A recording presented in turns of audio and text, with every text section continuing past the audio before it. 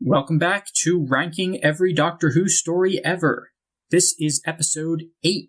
As always, this list is just my opinion, and it's totally fine if you like different stories than me. With all that covered, let's get right into it. In 195th place, I have Black Orchid. This story is still the only pure historical of the show's color era. While Doctor Who is a sci-fi show and should stick to sci-fi concepts for the most part, with hundreds of stories, I think having a pure historical every now and again is a good idea. In fact, some of my favorite Hartnell stories are pure historicals. Unfortunately, Black Orchid is a bit of a disappointment. Of all the time periods that the Doctor and his crew could have visited, 1920s England was far from the most exciting. Pure historicals like the Romans and the Highlanders were really good at handling large TARDIS crews, so Season 19's famously overcrowded TARDIS could have been used quite effectively with a more interesting setting and a more adventurous plot. That being said, I still do really like this story. Just because it didn't live up to my expectations doesn't mean that it isn't enjoyable. Due to its unique nature and short length, it's a very fun watch. Up to 194th, it's The Chase. This is certainly not the most groundbreaking or thought-provoking story of all time, but it's a lot of fun, and there's nothing wrong with that. Some of the segments, especially the haunted house, are a little too silly, but not everything has to be Casablanca. For me personally, the last 10 minutes or so of episode 6 are special because they contain not 1, not 2, not 3, but 4 of my all-time favorite companions, all together at once. And lastly, while it's far from the best companion exit, Ian and Barbara's final scenes are quite emotional. The Doctor not wanting to see them go might seem innocuous to a modern viewer, but for the first Doctor, it was a key moment in the development of his character. Into 193rd, I have The Pirate Planet.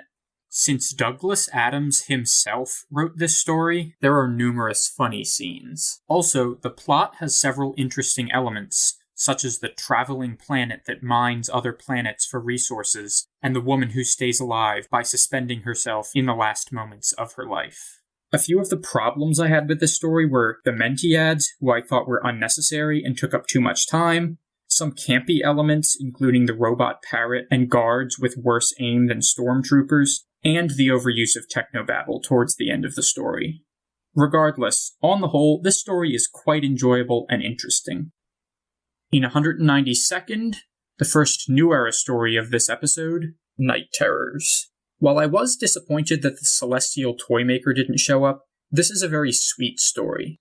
I like the theme that memory and emotions, not biology, are what make a person who they are. That being said, the sci-fi elements to the story aren't that interesting. They feel like they were retroactively created to fit the theme, instead of vice versa. Meanwhile, compared to other scary Doctor Who stories like Blink or Midnight, the scary elements in Night Terrors are quite cliché. Ultimately, though, I don't mind that too much, because it's a story that works quite well as a sweet, simple tale about real-world problems for both parents and children. Into 191st, I have The Pilot. This story works great as a soft reboot and an introduction to Bill, who is my favorite Moffat-era companion. It also has some fun callbacks to the classic series, like the old Sonics and the Movellans. However, all the stuff with the puddle is mediocre at best. The whole thing would have had a lot more weight if Bill and Heather had a relationship beyond 2 conversations and a few stares. Even one line of dialogue indicating that they knew each other as children or had a previous relationship would have made a huge difference. Moving into 190th place, I have Planet of the Spiders. To be frank, as a story in and of itself, I don't really like this one. I think there was just too much going on. The story includes Lupton, Tommy, the people in the village, the Spider Council, the Great One, Compo, and a few other elements that, in my opinion, make the story feel cluttered. That being said, this story does a great job of paying homage to the entire Pertwee era. It includes everything from flashy vehicles to UNIT. Even Joe has lines, albeit in the form of a letter. Pertwee's acting in the story, particularly towards the end, was flawless and really summed up his character nicely. So, even though I think the narrative was pretty weak, the story still serves as a fitting send-off to the wonderful Jon Pertwee. Moving into 189th, I have Nightmare of Eden. While this story admittedly does contain some of the campiness that Season 17 is criticized for, that doesn't mean that it isn't a good story. Its overt addressing of illicit drug trade and use was quite interesting, as the show, especially this era of the show, didn't often tackle such problems so directly. It's pretty shocking to see characters actually get addicted to drugs in Doctor Who. The fact that an alien species was the source of the drug made the story all the more interesting. On the negative side, the story did spend too much time dealing with the two ships being stuck together, which was basically fluff. Overall, despite its silliness at points, this serial tells an interesting story that is unlike anything ever done before on the show. In 188th, I'm going with The Mark of the Rani. While there are plenty of questionable aspects to this story, such as the episode 1 cliffhanger and the anticlimactic climax, I'm still a fan of this story for one primary reason: the Rani. The Rani is not at all a female master, but is her own distinct character. In some ways, I think she works as a foil to the Doctor better than the Master does. Her dismissal of morals not for sadistic reasons, but for scientific reasons, makes the Doctor's own morality more salient. Also, the Rani's extraction of the sleep chemical is a pretty disturbing concept. However, I wish the story delved more into the insanity caused by the extraction. It could have turned this relatively mundane story into a full-on horror story. Moving to 187th, I have Closing Time. While this could be called a filler story, strangely enough, I actually think it uses the elements of the season-long arc better than any other story this season. While I was never a big fan of the Series 6 arc, in this story, it's used quite poignantly. Seeing the Doctor spend what he thought were his last hours helping one friend save his town was a nice reminder of who the Doctor is.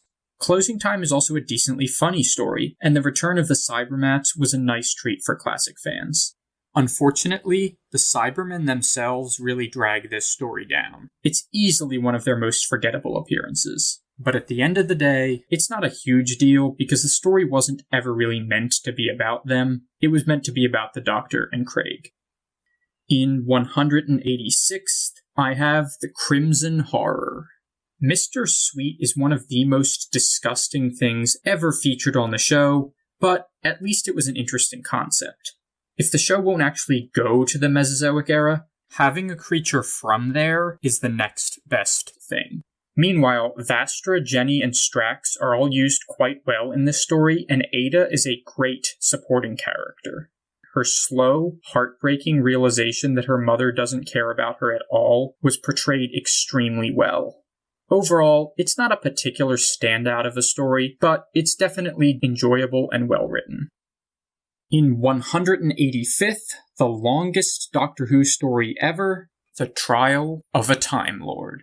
I'm going to spend a bit of time on each section of the story and then give my thoughts on it as a whole. Starting off, I think The Mysterious Planet is pretty solid. It has some fun supporting characters and an interesting exploration of the similarities and differences between artificial intelligence and organic intelligence. However, it doesn't do a great job of selling the overall plot of the serial. Mind Warp is my favorite part of the story. Not only is the story itself quite good, and quite disturbing at times, but the nature of the trial part is more interesting in this than in the preceding part, due to the fact that the Doctor is watching a part of his life that he can't recall. Furthermore, the final scene of Part 8 has to be one of the most heartbreaking moments in any Doctor Who episode. I would have liked to see more exploration of the Flowers for Algernon-esque mind depletion that was hinted at, but it was still a good story. Moving on, Terror of the Vervoids is essentially a cross between the Robots of Death and the Seeds of Doom, except that it isn't nearly as good as either of those two stories. The story has some interesting scenes and characters, but it's just too conventional for me. Also, with regards to the trial part of this story, the idea of using events that will happen in the future as evidence during a trial makes no sense. There's always a certain level of suspension of disbelief that comes with timey-wimey situations, but how can someone be prosecuted for something they haven't done yet? If they're convicted and sentenced, they won't even get to do those things. Also, while Mel is not the greatest companion ever, it was unfair to her that she didn't get a proper introduction story. She just sort of showed up. And finally, the ultimate foe has some interesting ideas and one great speech, but ultimately falls short as a conclusion to a 14-part story. It certainly pales in comparison to its closest analogs, the Daleks' Master Plan Part 12 and the War Games Part 10. The Valeyard is an extremely interesting concept, but the fact that he just exists without any explanation as to why is quite disappointing. Furthermore, the scenes inside the Matrix are quite strange. A repository of all Time Lord experiences does not seem like it should be a place with no logic. I do like that the story revealed Peri didn't actually die, but her fate as the wife of a human Sontarn was quite bizarre. And while they may not have known that it was his final scene at the time, it's a massive shame that the Sixth Doctor's final on-screen words are carrot juice. Overall, The Trial of a Time Lord is a story with a ton of issues. However, on the whole, the individual stories are fairly intriguing, and the writing for the Sixth Doctor is way better in this story than it was in Season 22. Colin Baker takes advantage of this and shines throughout the entire story. Moving to 184th, one of the most difficult stories for me to rank, The Magician's Apprentice and The Witch's Familiar. Throughout the course of watching this story, my rating of it ranged from a 2 to a 9. I absolutely despise some aspects of this story, but I absolutely love others. Starting with what I don't like, nearly the entire first half hour of the first episode is just unnecessary silliness. I could have lived with either the Frozen Plains or the 12th Century Tank Party, but having both was just way too much. Also, as is the problem with all of the Moffat-era Dalek stories, this story has little to no linkage to previous ones. In the Tom Baker through Sylvester McCoy years and the Eccleston Tennant years, each Dalek story was at least somewhat connected with the last, but in the Moffat era, Daleks just show up whenever, wherever, and however it's convenient for the story. The story also adds some really silly stuff to Dalek lore, the worst of which was Missy's line, stating that the Daleks need to say exterminate to reload. Moving into what I did like, this story actually did a good job of showcasing several of the classic Dalek designs, unlike the 2 millisecond frames with old Daleks in the shadows, like we got in Asylum of the Daleks. The story is also elevated by brilliant scenes with the Doctor and Davros, and a general improvement in the writing for the 12th Doctor, whom I didn't like very much in Series 8. Missy was also quite good in this story, even though she was kind of unnecessary. Oh, one more thing. Can someone please explain to me what the titles of this story's episodes mean? Into 183rd, I have The Christmas Invasion. Seeing Rose, Jackie, and Mickey operate without the Doctor was an interesting premise on the surface, but it came with 2 problems. First, since the Doctor ultimately was the one who saved the day, it gave off the impression that the Doctor is basically the only one who can save the day. Secondly, since it was Tennant's first story, the fact that he was unconscious for a significant part of it was a massive disservice. It's the same issue I have with Castrovalva. Post-regeneration trauma is fine, but post-regeneration incapacitation is not.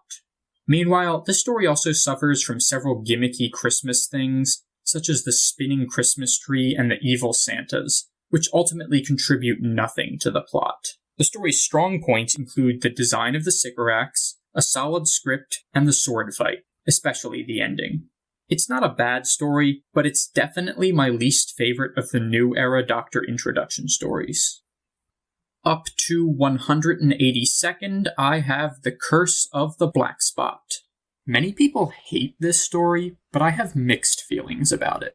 On the plus side, I love that the Captain takes a while to trust the Doctor. The psychic paper is a nice plot device most of the time, but I enjoyed seeing a classic-style situation where the Doctor has to earn trust. The Doctor and the Captain had a great dynamic in general, especially when the Captain is in the TARDIS. Also, I liked that the Doctor was so consistently wrong throughout the story. The concept of the Siren was reasonably interesting as well. Meanwhile, there are several things that I do not like about this story. For one, the Doctor makes no attempt to save Rory from drowning. He comes to the conclusion that it's too late within seconds of Rory entering the water, which is quite reminiscent of the episode 1 cliffhanger in Warriors of the Deep.